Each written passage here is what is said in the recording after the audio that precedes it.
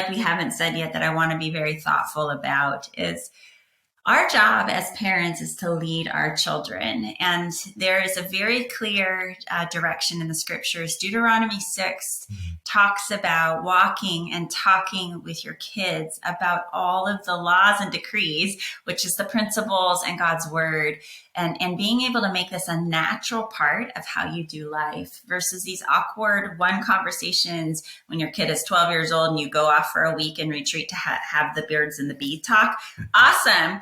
But it's meant to be more of a discipleship process to make sexuality and gender identity a part of just what we talk about day in and day out, rather than in this thing over here. Part of what's happened in the church, we've seen that on the spectrum of the purity culture and the harm that's happened there, and a lot of kids struggling in hiding their sexuality and pulling back, and in our marriages, is because we haven't seen what does God think about this, and it's either it's good or it's bad, versus being able to have a conversation in the light. And if we don't have the answers, or maybe that's a part of my story. So if a kid says you're listening on the radio and all of a sudden a conversation about abortion comes up and that's a part of your story and you've never processed that, that is a hard thing to take on in that moment.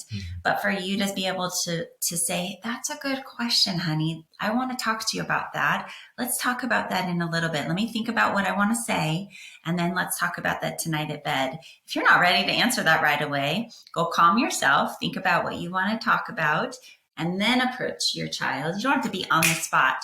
But these conversations come up all the time in a reactive way. And we want your kids to be comfortable coming and saying, Daddy, what does that mean? And you're going, I don't even know. I need to go figure it out.